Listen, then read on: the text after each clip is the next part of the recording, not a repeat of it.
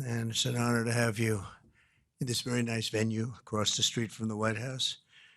And thank you all for being here as we take a major step to ensure the United States is fully prepared to welcome the world to Los Angeles for the 2028 Summer Olympic Games. Very exciting day in my life when we got nominated and we ultimately got it.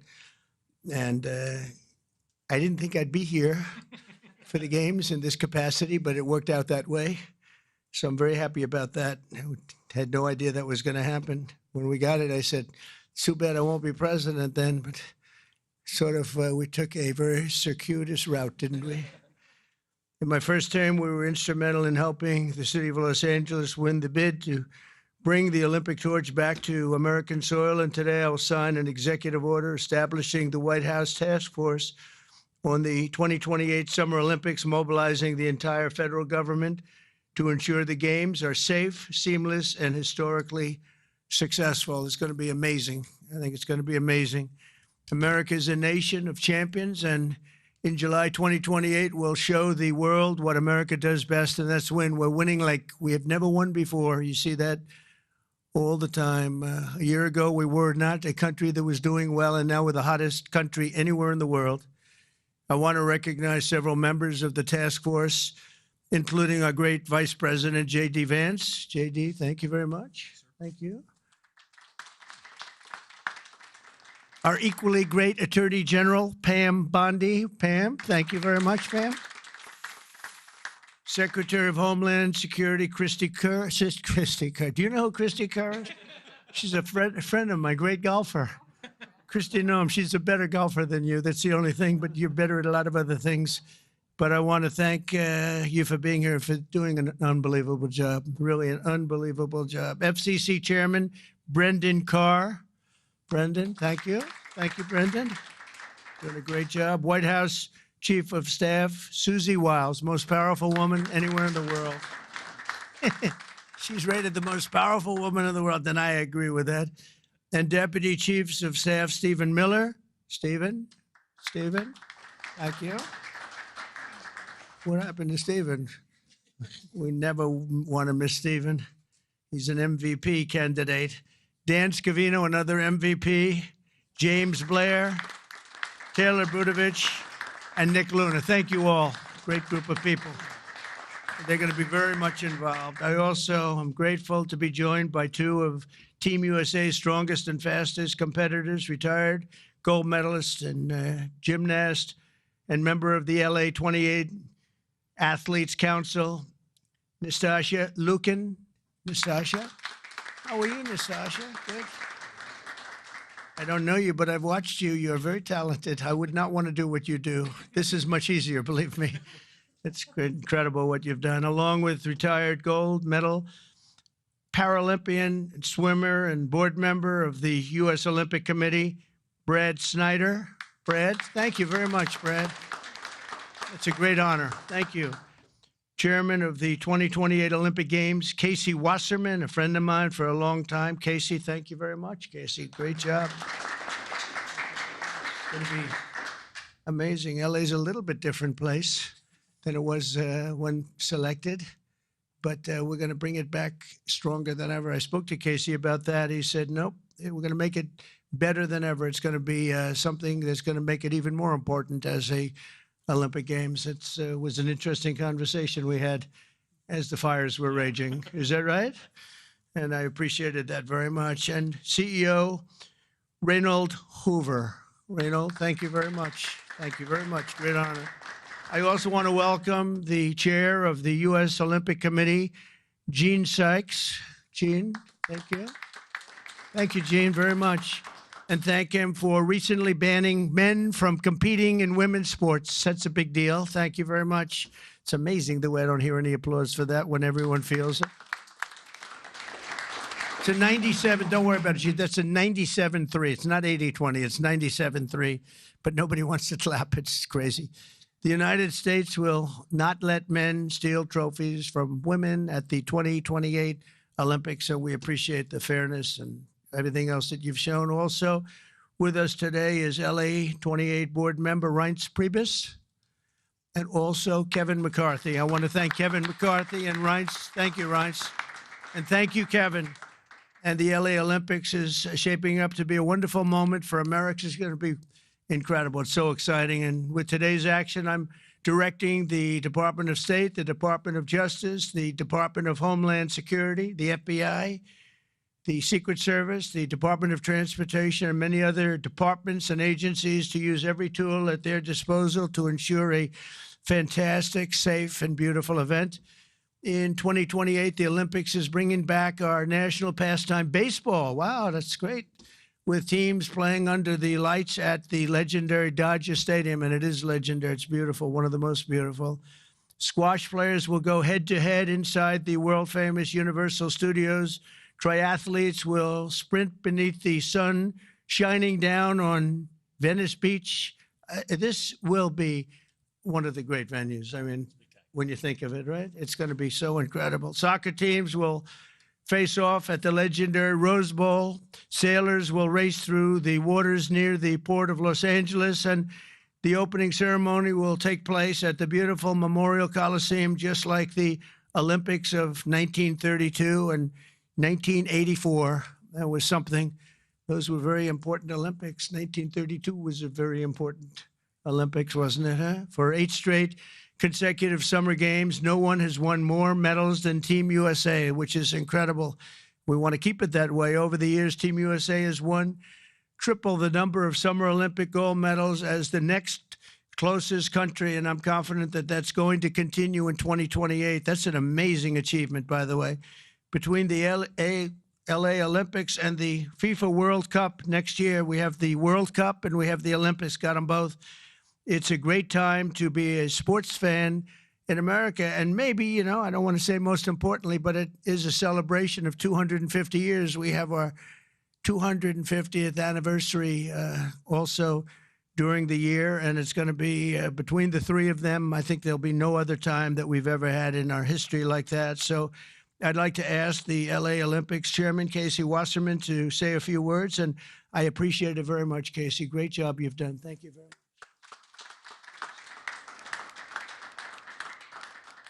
Thank you, Mr. President. Your support and the entire administration's support through this whole process has been truly extraordinary.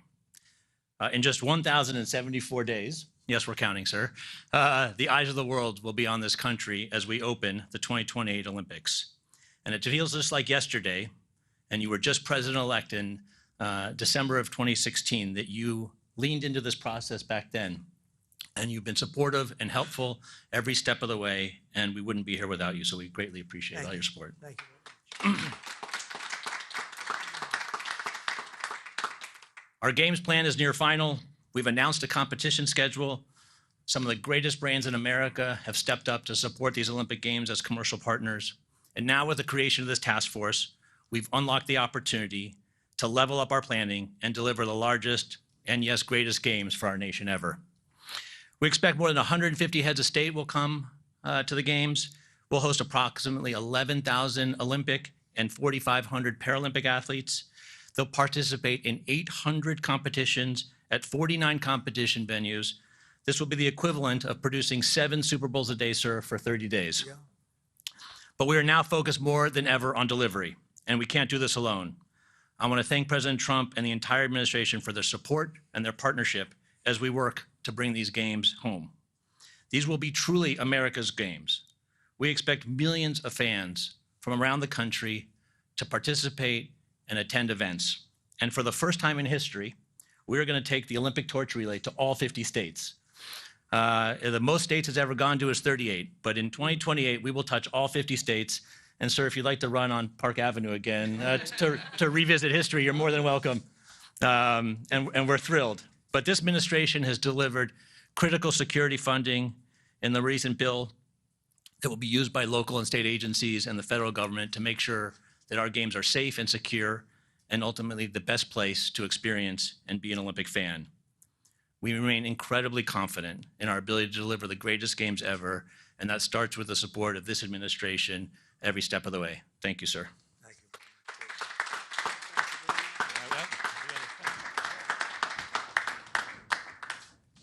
Trophies in the Olympic movement, but As you know, 1984 hosted the Olympics in Los Angeles. Right. And someone we admired, President Reagan, both of us, presided over those. And you will preside over our games. So we have for you a full set of the 84 original medals.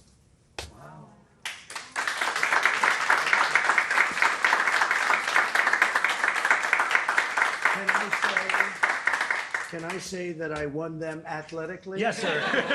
That would be a great honor. Yes. That's beautiful. Thank you very much. Thank I you very appreciate much. it. Thank Thank you. you. Thank you very much. Appreciate it. You wanna sign Yep. it?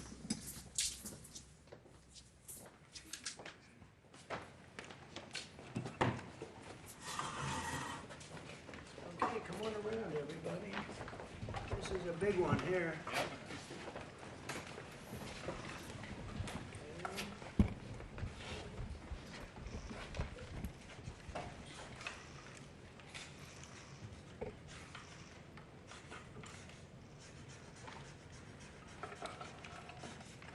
Pam, no auto pen.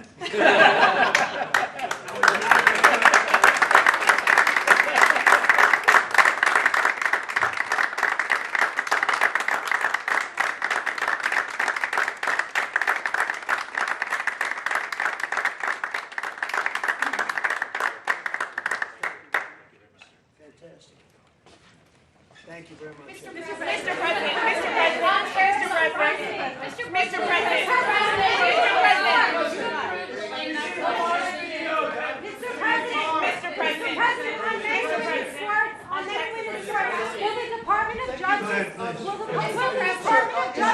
Mr. President, will the Department of Justice press charges against any men that are posing as women? Excuse me. No, he called on me, but thank Go you. ahead, please. Thank you, Mr. President. Do you still plan to follow through on your threat to impose 100% tariffs on all countries that purchase Russian energy, including China? Well, I never said a percentage, but we'll be doing quite a bit of that. We'll see what happens over the next You did- fairly short period of time. But we'll see what happens. Yep. You know, they have a meeting tomorrow. We have a meeting with Russia tomorrow. We're going to see what happens. We'll make that determination at that time. Yeah, please go ahead. Thank you, Mr. President. Thank you for calling on me. Thank you, Mr. President. On Ukraine, President Zelensky just signed a law allowing for citizens age 60 and above to serve in the military. We've seen dozens of videos of young men being hauled into vans and dragged to the front lines against their will. And we've even seen videos of a young man with Down syndrome serving on the front line. When you campaigned, you said you wanted to see the people stop dying. A lot of people admired that statement. Now the people dying are elderly, mentally handicapped, and conscripts.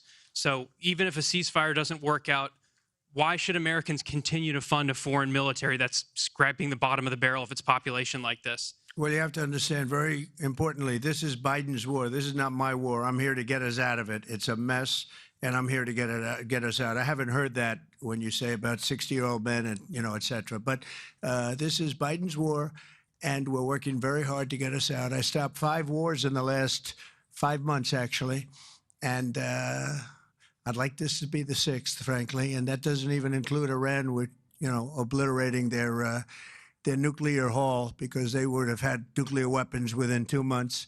But stopped a lot of wars.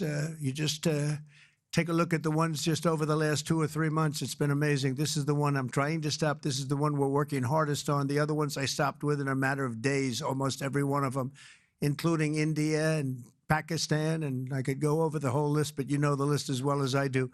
But this is the one we'd like to see. I haven't not heard that, but this is Biden's war. And it's a war that he got us into, or indirectly got us into. It should have never happened. It would have never happened had I been president. Yeah, next to you. Thank you, Mr. President. Would you support Israel reoccupying all of Gaza, as has been suggested by some Israeli officials? Well, I don't know what the suggestion is. I know that we are there now trying to get people fed. As you know, $60 million was given by the United States fairly recently to supply food, and a lot of food, frankly, for the people of Gaza that are obviously not doing too well with the food. And I know Israel's going to help us with that in terms of distribution and also money. We also have the Arab states are going to help us with that in terms of the money and possibly distribution. So that's what I'm focused on. As far as the rest of it, I really can't say. That's going to be pretty much up to Israel. Yeah, please. Go ahead, please. Thank you. On transgender athletes in the Olympics, back to the safety, especially of female combat boxers, will the Department of Justice considering pressing charges against any man that tries to masquerade as a woman coming into this country to beat up American athletes? And secondly, would your administration consider genetic testing so that these people can prove that they're actually women competing? Well, I think there is going to be a very strong form of testing. As far as charges, I'd have to ask the Attorney General about that. I don't know. But there will be a very, very strong form of testing. And if the test doesn't come out appropriately, they won't be in the Olympics. Yes, ma'am, please. Go ahead, please. White. Thank you. Mr. President, do you believe that the U.S. committee would have made this decision on men and women's sports if you weren't president? And do you believe that this decision will stay in place once you are no longer president? I think they probably would have, because it just seems to be an issue that most people feel should be. I can't really say. I'd have to. You could have asked Chairman Wasserman, but I would say that there's a possibility. It could go either way if you really want to know the truth. I feel strongly about it. I ran a campaign, at least partially, on that. That was one of the many issues that I talked about: open borders, the economy, taxes, all of the things. But that was certainly one of the issues. So I really can't. I really don't know. Could have gone either way. Please. Have you decided on a replacement for the Fed governor? For Fed governor, I'll be making that decision before the end of the week, and we'll either decide on one for permanence or the 4-month period, the term. There's a term of about a number of months. We have a couple of candidates. I mean, everybody wants it, okay? It's not a couple, but we've narrowed it to a couple of candidates. And we've also, we're looking at the Fed chair, and that's down to 4 people right now. Very good. Well, I can tell you, because I've already said there's 2 Kevins and 2 other people, okay? Brian? Thank you, Mr. President. This has to do with the safety aspect of the Olympics. What can you do as a president to ensure that Southern California, the greater Los Angeles area, is safe from any fire danger, that the state clears away brush in state parks, the reason why this last fire happened in Pacific Palisades? What can you ensure for that? Well, as you know, Brian, we have, I've been fighting with them for a long time about allowing the water to come down from the Pacific Northwest, essentially. And we actually opened up that water pretty strongly. We got a lot of opposition from the governor, and we opened it up anyway, and the water is coming down. That we want it opened further. They have a lot of water. They send it out into the Pacific Ocean in order to protect the smelt. It's a little tiny fish that's not doing very well, especially when they don't have water. They really do badly, okay? But it's a fish, environmentally protected, even though it's in many other areas. I think they just use that as an excuse to smelt. You'll check that out. But I think it's just an excuse. They've got to allow full water, and they're working with Lee Zeldin is really helping us a lot. But they've got to allow a full complement of water to come down from the Pacific Northwest. There is so much water. If Gavin Newsom let the water come down, see the way I pronounced his name properly for a change, if this guy allowed the water to come down from the Pacific Northwest, they have so much water they don't know what to do with it. All of those sprinklers would have gone on. All of those people with those beautiful houses with sprinklers in the ceilings and with the water, the fire pumps outside, all that water, they didn't have any water because they wouldn't let the water come down. There's so much water there. At first, when I got involved with this issue in my first term, I said to the congressman, they took me up because they wanted to show me the fields where they could farm 10 times more product. You'd see 100 acres, and you'd see 1 acre or 2 acres, beautiful green. It's very vibrant soil, but they don't give it the water that it's entitled to. And I said, oh, they have a drought? I said, no, they told me we don't have a drought. They don't. The Democrats don't allow the water to come down into the farms and into anywhere. By the time it gets down even into certain parts of California, it's fed out stupidly into the Pacific Ocean. If that water were allowed, so we broke into it and we allowed it to come down, and it come down on a higher level, and we want that, and we're demanding that of the governor. The other thing is, we'll do anything necessary to keep the Olympics safe, including using our National Guard or military. Okay? No, I will use the National Guard or military. This is going to be so safe, and if we have to, because obviously you have a mayor that is not very competent. She can't get the permits for the people. You know, the people are still waiting for their permits. Lee Zeldin got them the federal permit, which is 10 times harder to get, and everybody can build on the federal basis, and that's the hard one. But the mayor, Bass, she refuses to or cannot get them permits. They're waiting. And I was there right after the fires, and I saw all these beautiful people standing by their homes, ready to get in and get to work. And they're waiting for their permits, and they're still waiting for their state permits and city permits. It's a disgrace. It's a disgrace. Redress, yes, ma'am. Thank you, Mr. President. Thank you. India says that the U.S. imports Russian uranium, chemicals, fertilizers, while criticizing their energy imports. Your response to that, sir? I don't know anything about it. I'd have to check, but we'll get back to you on that. Yeah, please. Mr. President, Yeah, go ahead. have you seen the Hamas-released video of Israeli hostage Avitar David starving and being forced to dig his own grave in a Hamas tunnel? I have, yeah. I have. I think it's horrible. I think it's horrible. And I hope a lot of people do get to see it, as bad as it is, because I think it's a horrible thing. Yeah, behind you, please. Mr. President, Yes. can you speak to just how, this drop-off in foreign-born workers is going to benefit Americans, and will it force American companies to pay fairer wages to American workers? Well, we want to take care of our American workers, and first and foremost, and that's what we're doing. We also want to help our farmers, because our farmers are producing like never before. We have to help them. And we're working out some very complicated strategies and language. But the main thing that I think I was elected to do is to get the illegals out of our country, who are especially in particular criminals. 11,888 murderers were allowed into our country with Biden's open border policy, with our border czar, who never spoke to the Border Patrol, never went to the border one time. That's Kamala. And think of it. We have murderers. We have people coming in from all countries all over the world, from prisons in the Congo and Africa, from prisons all over South America, all over rough parts of Europe, all over Asia. They're pouring into our country. Not anymore. So we just announced we had our third consecutive month where we were rated 0 people. And these are, frankly, very liberal people that make up these charts. So I don't know what's wrong with them. They seem to not be doing their job for the Democrats. But I'm honored by the fact that they say it. We're very tough on the border. And people can come into our country, but they have to come in legally. So I think that we've done an amazing job, actually. But we have to get the criminals out of our country, murderers, drug dealers, gang members. They emptied prisons into our country. It's one of the reasons, I think, even beyond the economy, it's one of the reasons I got elected. It's really maybe the number one. It was between the economy and that. But, as I said before, our nation is doing really well, but we have to get these really bad people. They should have never been allowed in our country. Open border policy is for fools. We're the only country in the world with an open borders policy, but we don't have that anymore. We had 0 now for 3 months in a row. Peter? Thank you very much, President Trump. Nice to see you got off the roof all right. Yeah. You said this morning that you probably won't be running for a 3rd term. This weekend, Secretary of State Rubio said that he thought J.D. Vance would be a great nominee.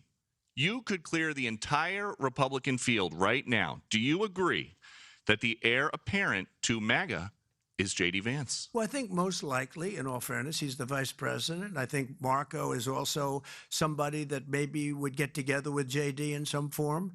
I also think we have incredible people, some of the people on the stage right here.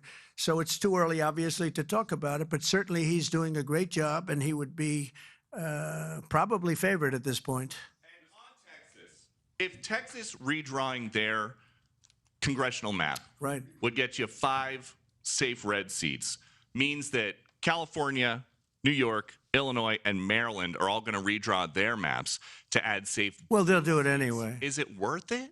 Yeah, they'll do it anyway. Why? If we stop over there, they would have done it anyway.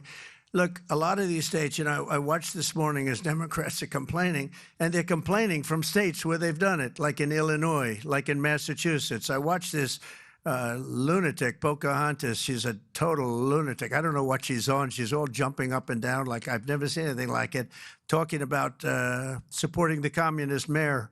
And he's not a socialist. He's a communist, okay? This is not a socialist man. This is a communist. If you look at any of his policies and go back 6 months, you don't even have to go back further than that. So they want to put a communist in New York. Now, the good news is we have a lot of power over that because we're the ones with the money. We send the money. We don't send the money. It's up to the White House, a lot of power in the White House. But when I watched her jumping up and down, talking about that and supporting the communists, but if you look at what's going on with the redistricting or whatever you want to call it, the Democrats have done it long before we started. They've done it all over the place. They did it in New York. They did it in a lot of different states. But in Massachusetts, so somebody used this as an example today. I was interviewed this morning, and they said, it's pretty unfair. Trump got 40%. I'm not proud of that, but I think I probably got more, but that's okay. I got 40% in Massachusetts, and yet they have 100% of the vote in terms of Congress. So there's no Republican, there's no anything. So we should have 40%. You know why? They redistricted, and they've done it all over the place. And they've done it in California, by the way. Before this, they've done it in California. So we'll see what happens. We have a wonderful governor in Texas. He feels strongly about it. It's going to be up to him. I think there's tremendous support for it. And, we've watched the Democrats destroy our country in 4 years. They've destroyed between their open borders that we talked about, transgender for everybody, all of the horrible things that they've done, high taxes, horrible medical provision for people. We've watched them destroy our country for 4 years, and people don't want that. And people in Texas, as you saw, I got the highest vote in the history of Texas. I love Texas. Texas likes me, obviously. But I got the highest vote, and that was checked out on the show. Did you see that? Where they checked it out, they said he actually did get the highest vote in the history of Texas, which disappointed them. They were very disappointed to hear that. But Texas is a place that's done very well with a free enterprise kind of an attitude, with the exact opposite of what's happening in New York with a communist mayor. And they know what they're doing, and they're doing the right thing. Yeah. Two questions for you. Mr. President, thank you. Texas Senator John Cornyn is asking for your help to force Democrats back to the state and hold them accountable. Do you want the federal government and the FBI to help locate and arrest these Texas Democrats who have left the state? Well, I think they've abandoned the state. Nobody's seen anything like it, even though they've done it twice before. And in a certain way, it almost looks like they've abandoned the state. It looks very bad. Yeah, go ahead, please. Should the FBI get involved? Should the FBI get involved? Well, they may have to. They may have to. No, I know they want them back. Not only the Attorney General, the governor wants them back. If you look, I mean, the governor of Texas is demanding they come back. So a lot of people are demanding they come back. You can't just sit it out. You have to go back. You have to fight it out. That's what elections are all about. Yeah, please. Thank you so much, President Trump. Two questions for you. One, were you aware of and did you personally approve the prison transfer for Ghislaine Maxwell that your Justice Department? I didn't know about it at all. No, I read about it just like you did. And do you believe that she is? It's not a very uncommon thing. Do you believe that she's credible to be listening to? Your Deputy Attorney General sat down with her recently. Well, let me tell you, he's a very talented man. His name is Todd Blanche. He's a very legitimate person, very high, I just a very highly thought of person, respected by everybody. And I didn't talk to him about it, but I will tell you that whatever he asked would be totally appropriate, and it's not an uncommon thing to do that.